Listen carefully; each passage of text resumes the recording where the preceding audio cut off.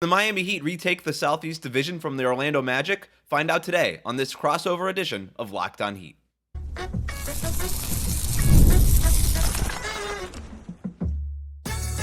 You are Locked On Heat, your daily Miami Heat podcast, part of the Locked On Podcast Network, your team every day. And for those of us listening on Locked On Magic, this is Philip Rossman-Reich. I am joined now by Locked On Heat's David Ramil and Wes Goldberg. It's a Florida party. How are you guys holding up down there? Good, man. Partying here on 95, I guess. It's been a good summer, but I'm really excited because, as we were talking about before we started recording, the season feels like it's right around the corner. So it's a good place to be. We're what, like 7 weeks away from the big day on October 23rd or 16th. Do you get excited for the preseason? Honestly, I get excited. I get excited for media day because it's just like you get to be back in the building. You're with the team every day again. It just feels all warm and fuzzy. So right. I mean, the Magic's preseason opens on a Monday afternoon in New Orleans because for some reason the Pelicans decided to play a game the same night as Monday Night Football at the Superdome. Oh my god! So afternoon basketball is good for me. I'm happy with that. But I wanted to bring you guys in because not only do the Magic and the Heat open their season against each other, which is a tradition unlike any other, but the Magic and Heat are probably two of the more interesting teams. They're interesting to us, but interesting teams in the Eastern Conference as far as what they can accomplish this season. So I like to do a checkup a couple weeks before the season, or a month before the season starts, just to get everyone excited for the season to start. But I think there's a lot to be said about the Miami Heat and a lot unknown about where the Heat fit into the Eastern Conference picture and really the NBA picture, because the Heat don't die. I don't think anyone will believe that franchise is not a title contender, even as an 8 seed, until they are out of the playoffs and break the whole thing apart. I know you guys have been talking about this a lot recently, but I want to start here. What is the reaction to the season the Miami Heat had last year, coming in again as an 8 seed, but kind of bowing out of the playoffs and not taking a step further after their finals appearance? I mean, you have to look at it from two different perspectives. If you're looking at it from the fans' perspective, there's some optimism about the group in making a change and kind of pivoting and rebuilding through like a younger core. So you've got the addition of Khalil Ware, you've got Jaime Jaquez coming off a great rookie season, even the addition of Nikola Jovic playing, as a starter of late. And I think everybody's kind of sees this and there's some excitement, but it's tempered by, Jimmy Butler and the fact that his contract is going to be a major issue that's going to be hanging over the team for most of the season, whether or not Bam Adebayo is a star player, if he can take a leap. So there's this kind of duality to the way that they're viewed. And then there's the internal view of the team. And that is one of optimism. As you said, they see themselves perennially, as a contender. And I don't know how legitimate that is. I think there's a shot because we've seen this in the past, that even a bad version of this Miami Heat team can find a way to go on a deep playoff run. But just those two views are so conflicting and dichotomous that it's kind of hard to get any real sense of what this team is, because they could be anything and I would not be surprised. And based off what we saw last year, where the season never really felt like it even happened because of the number of injuries that took out key players throughout all of the 82 game season, and of course in the playoffs where they were dismantled, it was just, I don't know what this group is. I don't know what they can be, but I wouldn't be surprised by any outcome. And I don't know if that necessarily answers your question, but it's kind of the reality of this team.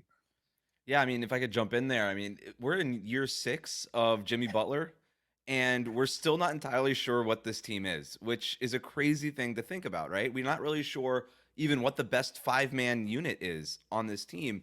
And the biggest question, because last year was basically a gap year, which sounds crazy because they were in the playoffs, but it was just a year that never really started. Jimmy Butler didn't even play any preseason games last year. Like the Damian Lillard not acquisition kind of hung over this organization like a cloud all of last season. But is this team more the team that went to the 2023 finals, or is it more the team that looked older, smaller, and without chemistry last year? And I don't think anybody has the answer to that. Nobody does. And we're not going to know until a couple of months into the season here. So it's kind of fascinating to see, like, all right, is this team gonna come out of the gate strong, unlike what they did last season? Are they gonna be a little bit more engaged, a little bit more motivated in the regular season after this whole narrative of, oh, the Heat figured out that the regular season doesn't matter, which was always a trash take, like that never made any sense. Yeah, it'll be really interesting to see how they approach it. Wes, I know David mentioned this with Jimmy Butler's contract extension, but the life cycle, the Heat have kind of withstood the life cycle of team building, the constant cycle of you rebuild, find a star, grow into a playoff team falls apart, they fall short, fall apart, tweaks are made, they have to start back from scratch. The Heat haven't really started from scratch maybe since the Michael Beasley draft, I want to say, since they got the number 2 pick in that draft. Um, is this a make or break season for the Heat? Do they have to show that path to the future this season with results, or things are going to change dramatically? I mean, not like Eric Spoelstra being fired or Pat Riley being fired, but like change dramatically on the court. That's an interesting question. I hadn't really thought about it like that. I don't think so, because I do think that the future is ultimately for the Miami Heat in Jimmy Butler's hands. And so it's a make or break year for Jimmy Butler, right? He's the one with the player option next summer. He's the one who could basically decide, hey, I'm opting out and I'm not coming back, because he'll be an unrestricted free agent. He has the power to do that. Even if the Heat were to offer him a max extension, he could say no. He probably wouldn't, but he could. And so he has the future of the organization in his hands to a point. But the other part of this too is what David was alluding to earlier is, take Jimmy Butler off the roster just for a second, just sort of take him off the Excel spreadsheet. And this team is young and built through the draft. It's Bam, Tyler Hero, Nikola Jovic, Jaime Jaquez, Khalil Ware, Duncan Robinson, who was an undrafted free. Like this is like when we talk about like building a team the right way, which there is no right way to build a team, but people like to say you build a team through the draft. This team has been built through the draft, except for Jimmy Butler for the most part. And it's the Heat superpower. It really is now, right? Which is crazy. And so, if Jimmy Butler does opt out and walk away and goes somewhere else, that is probably the worst case scenario, losing Jimmy Butler for nothing. But at the same time, they still have an all NBA caliber player in Bam Adebayo to build around. They still have a number of young players who they really like. It would be a step back, no doubt about it. But it wouldn't be starting from scratch either. Yeah. Go ahead, David. No. Yeah, I wouldn't see it as a make or break year either, because it's just, you kind of just have to reset. And as Wes was saying, there's still enough young players on this roster where you can kind of look to a positive future. But I don't know that there's necessarily a plan to counter this, because I think everybody had expected that Jimmy would retire as a Heat player, and now that seems more dubious than ever.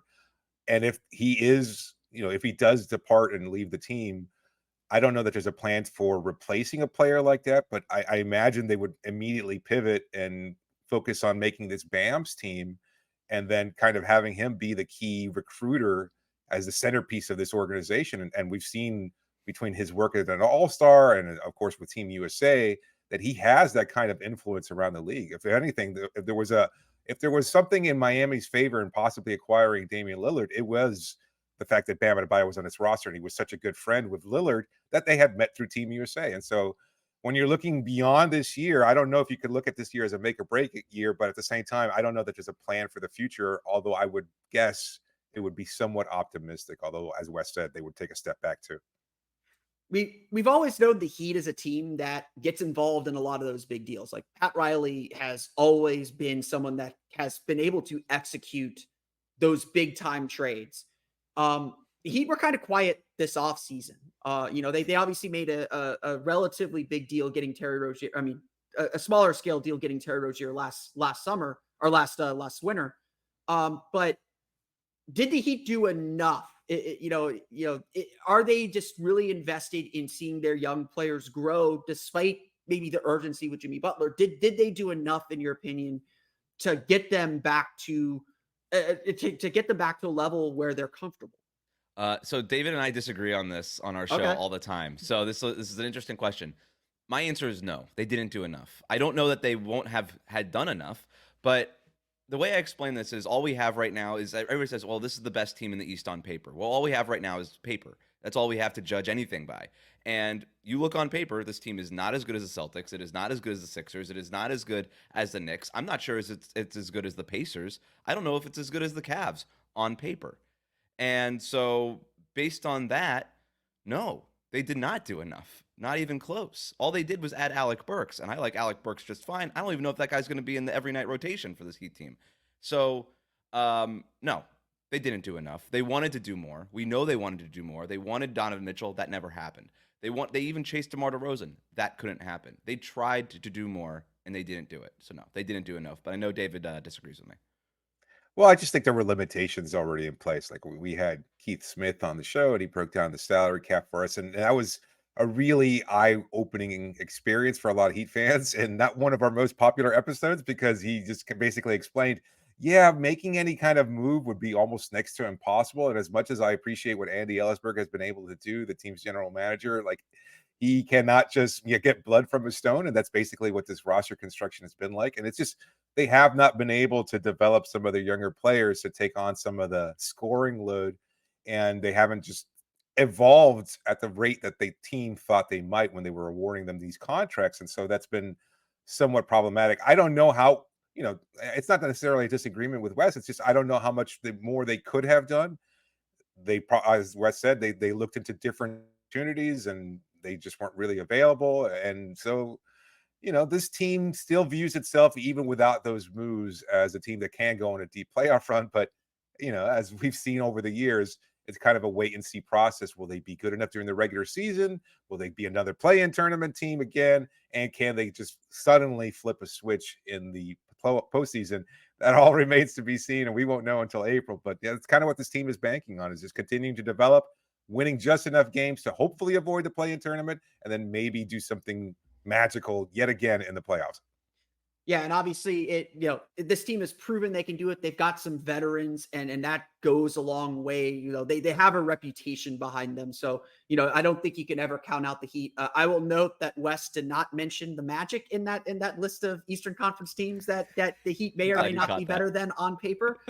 Granted, the Magic lost that series 3-1 last year. Two of those games, the Heat were very, very injured in Miami, and the Magic were very injured in one of them and on a long road trip on the other one, at the end of a long road trip on the other one. They still won the division, though. Still won the division. And that's where I want to get to next.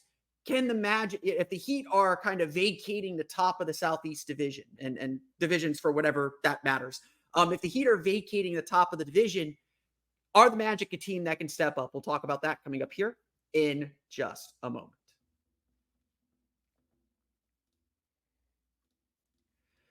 But first, today's episode of Locked On Magic is brought to you by our friends over at FanDuel. You've heard us talk a lot about FanDuel, America's #1 sportsbook. Well, we have something a little different for you. Now through September 22nd, all FanDuel customers can bet $5 and get a 3-week free trial of NFL Sunday Ticket from YouTube and YouTube TV. Then with a YouTube TV base plan, you'll be able to watch every regular season Sunday afternoon out-of-market game. All you need is a Google account and a current form of payment, and you can cancel anytime. FanDuel's already got the odds up for opening night of the NBA season. As I'm trying to pull it up here, I believe the Heat are favored by 1 point. 1 point down in Miami on October 23rd. Over under 210.5. Hit that under. I don't think there's going to be a lot of points scored in that game. As for the division, the Orlando Magic are favored to win the Southeast Division at -140. The Miami Heat right behind them at +140. The Magic and the Heat are certainly running in the same circles in the Eastern Conference. We'll get to that coming up here in a minute as well. So just visit FanDuel.com, download America's #1 sportsbook.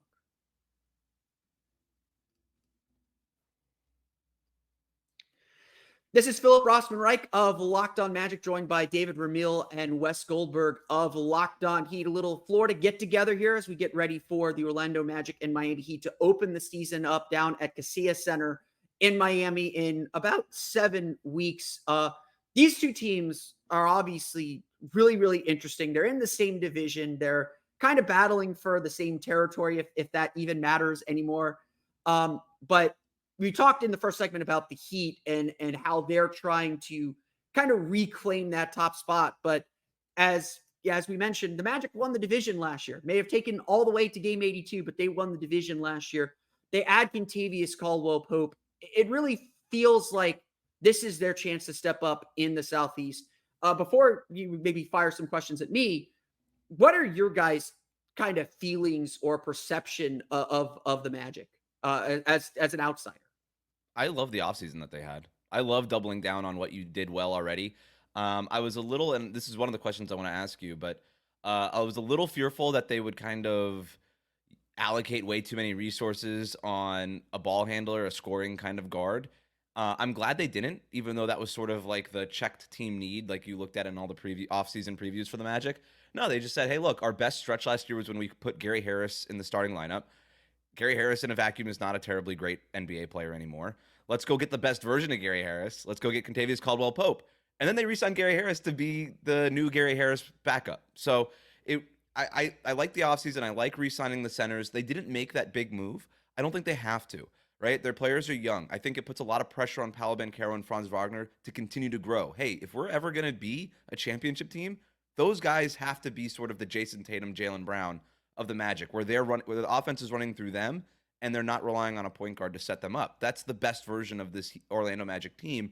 So I like that they had realistic expectations for themselves. I like that they re-signed a bunch of their own guys, because I remember talking with you in Miami last year, and you were talking about like the vibes around the locker room, and you're like, this team loves each other. All right, that's something. That ain't nothing. You want to keep the good vibes going, and KCP is one of those good vibes guys. He's going to come in and just like increase the vibe quantity by a large margin. So I liked it, and this team, because they re-signed their guys to chunky contracts, is positioned to make some sort of deal within the next 2 or 3 years that really does help them and move the needle. But they're not rushing to make a deal just to do a deal. They're probably just going to wait for the right guy. I like everything going on in Orlando. It would not shock me if they won the Southeast Division again, but I'll throw it to David here. Yeah, it's hard to like what Orlando's doing when they lost Joe Ingles in the offseason, and it's a huge blow. That's true. I mean, I will make that point in a little bit, I'm sure. But overall, I echo a lot of what Wes said. Like, I think it's a great team. They're a lot of fun, and they've got their glaring weaknesses that maybe will change. But at the same time, given what they did over the offseason, I think they're poised to get better. I predicted that they would win the Southeast Division in the most recent episode of Locked On NBA. I also thought that Franz Wagner was going to have a breakout season and potentially even contend for an all-star spot. I think he's just that good.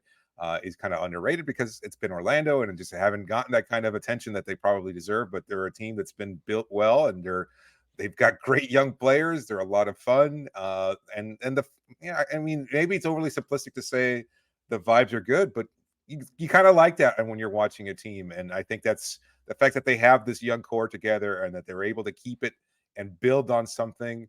I mean, that Orlando Magic team has been through so much over the last 15, 20 years with so many different iterations to be able to kind of have this and achieve some success right away and be able to build on that success.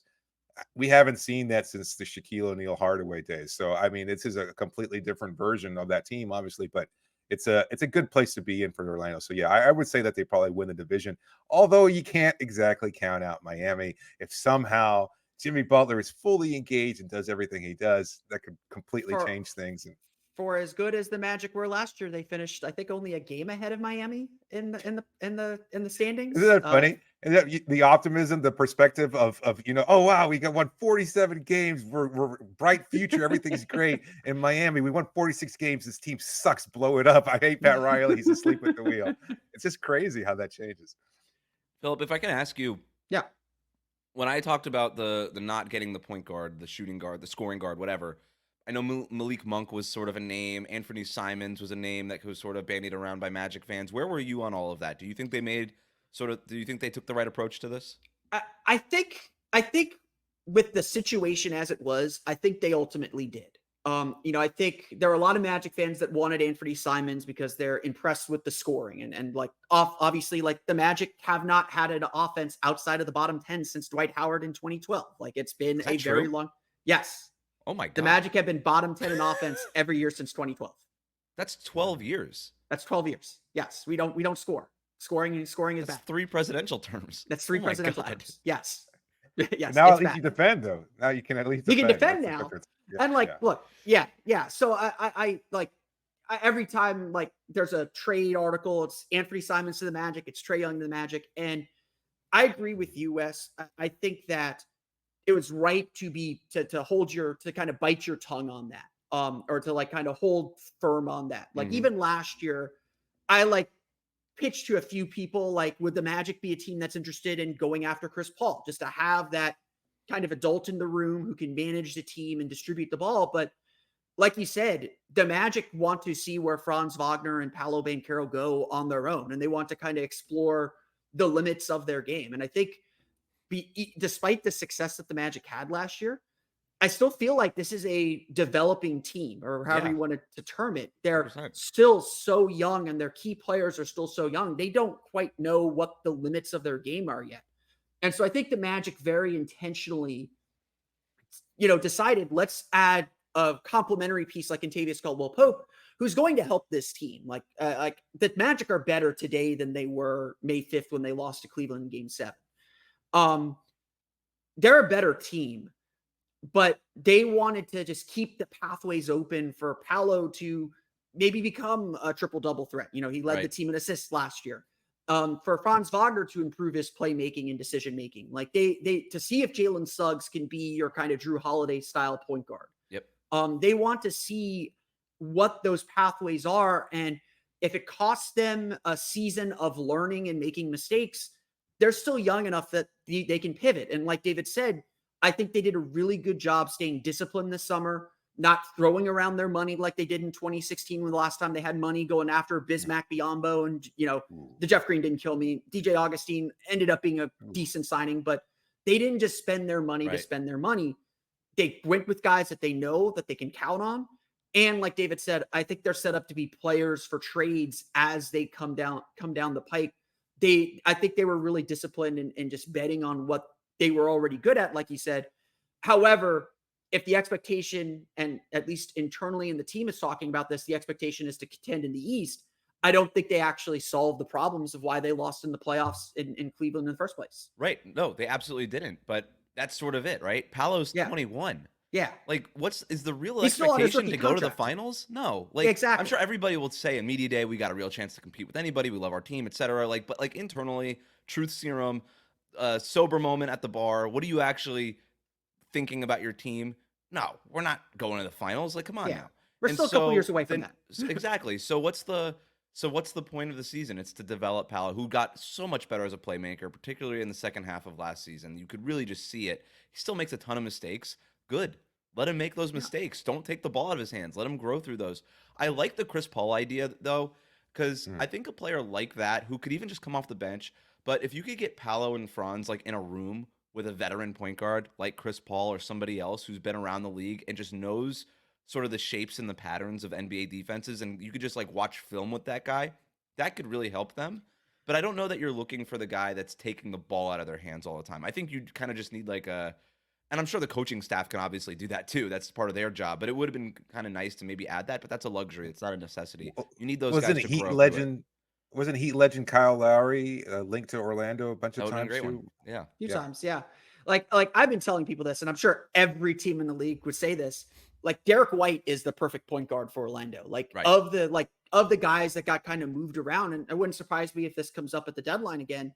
Like Malcolm Brogdon would be a really good kind of stabilizing guard for this team. And to that point, like the thing that I think I got really excited about bringing Kentavious Caldwell-Pope in is he's a guy that's won championships before. Yeah. And like I call it the Horace Grant theory. I don't know if the Heat have another way of saying it, but the Magic brought in Horace Grant in 1995 to play with Shaq and Penny. And I think he gave them a level of seriousness. Like he integrated with the group, but he gave them a level of seriousness of like, this is how you do it. Right. The Udonis Haslem. The Udonis Haslem of the Orlando Magic. And now the Kevin Love of the Miami Heat. Yeah. Exactly. Right. Exactly. Yeah. You need guys that have been there. Yeah. Yep. And the Magic obviously didn't have that. Like I've kind of explained last season for the Magic as they're winning for the first time and it's just fun. Like nothing matters. There's no pressure. Yeah. They were a bunch of like freshmen in their dorm who didn't have like an RA, right? They were just like, we don't really know what the rules are, but it doesn't matter because we're having a good time and we're still getting A's on all the tests and it's all good.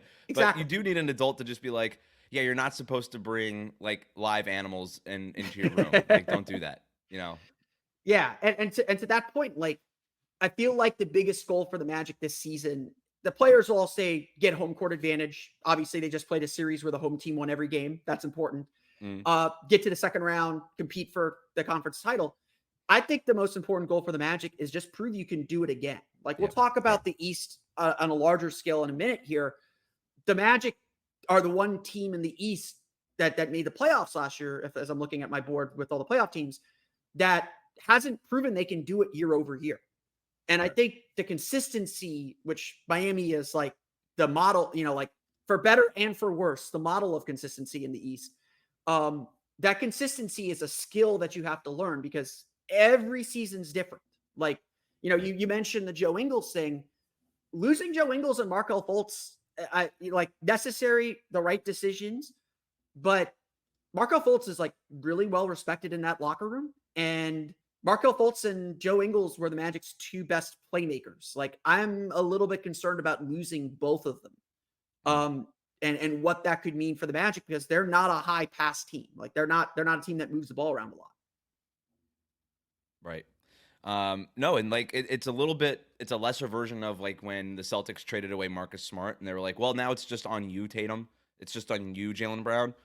Like I'm so much a buyer in. You don't need to fix the issues that you got out of the playoffs if your best player is 21 years old. You just got to find ways to position your best player, your best young player, to get better. And I think that's what the Magic did. And I think in this era, like there's so many people who are like, oh, this was your problem. You're bottom 10 in offense for the last bazillion years. Like you got to fix that. And it's like, no. You got to have a plan. And the Magic have a plan. Yeah, and my freezing cold take is they will get out of the bottom 10 this year. I said it last year. It didn't happen. I think it's going to happen this year. Let's pivot then to the wider scope of the Eastern Conference and where these two teams fit. We'll talk a little bit about where the Magic and Heat are in the mess that is the Eastern Conference and the chaos that is the Eastern Conference. We'll get to that coming up here in just a moment.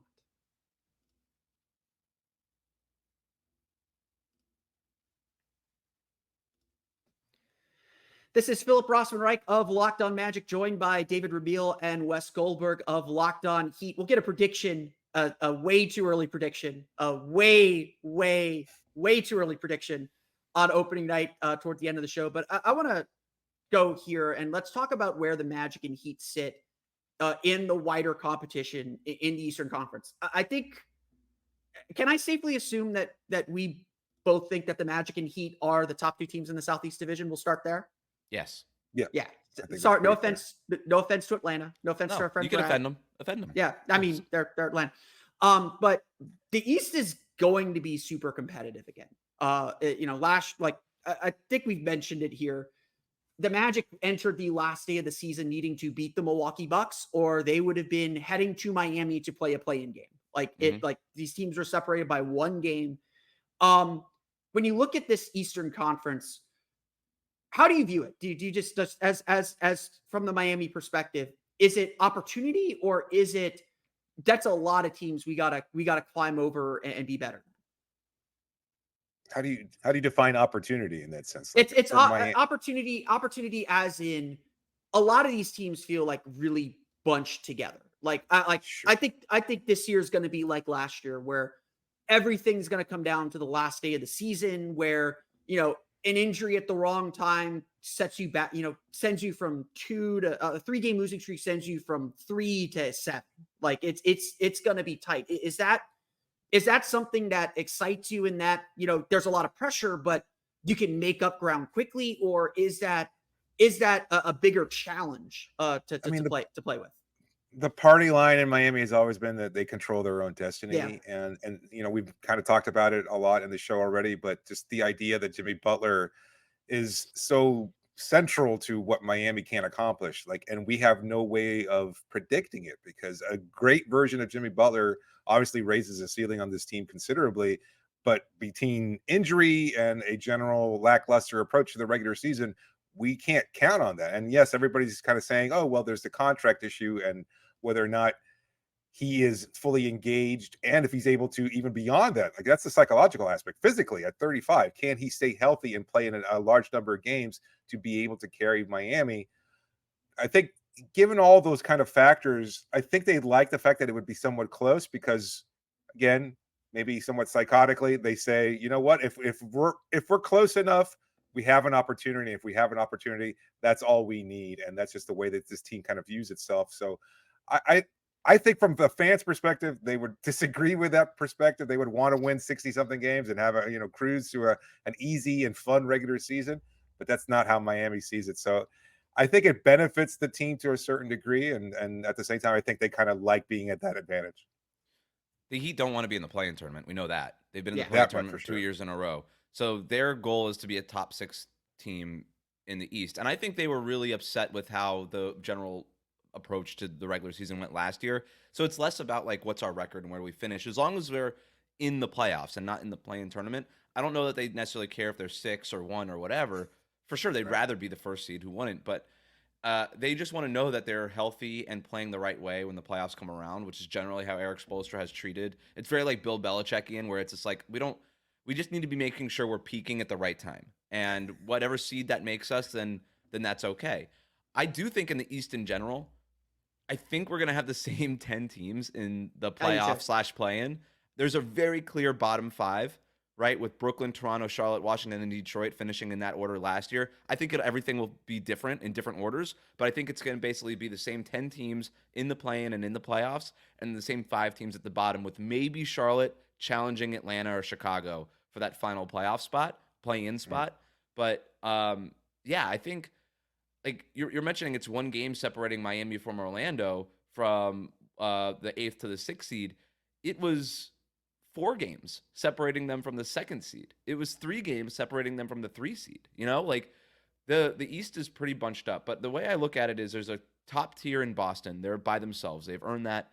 They're by themselves. They are the favorites. The East goes through them. I think it's the Knicks, the Bucks, and the Sixers in a tier below them. And then I think it's a bigger tier of the Magic, the Pacers, the Heat, kind of the Cavs below that, and then it's kind of those play-in-ish bubble teams, and then it's the bad ones. Yeah, I'd agree with that.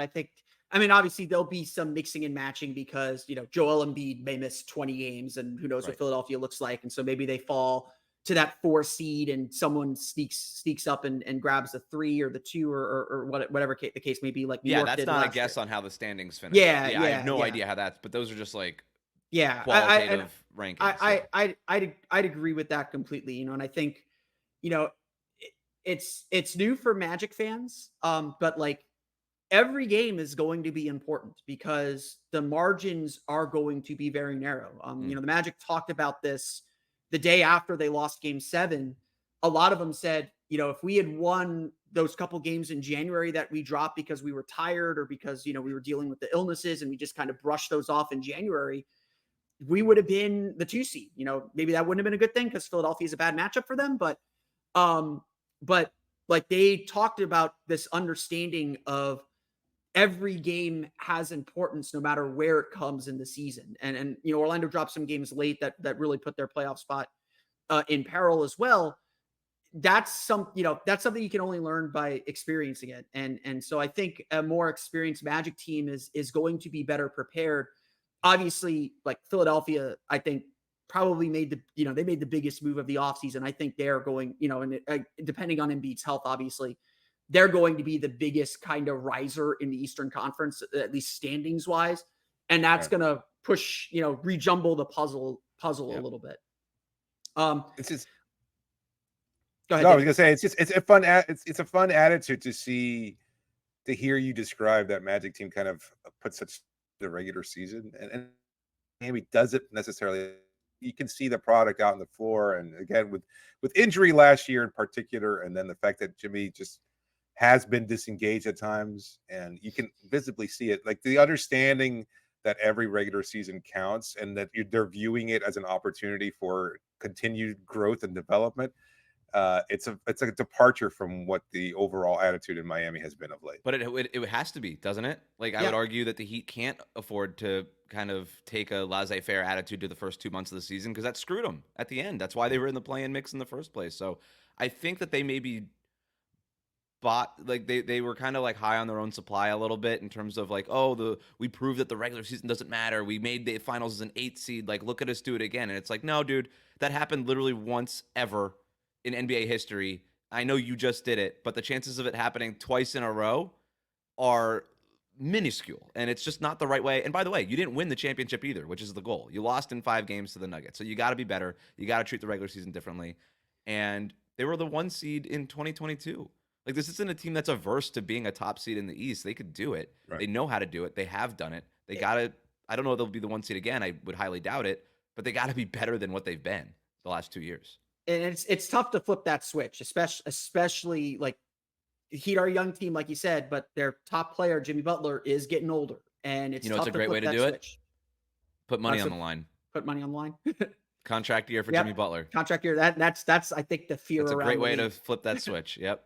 That's the fear around the league. Let's end with this. Let's get the bigger perspective of our teams. Obviously play opening night.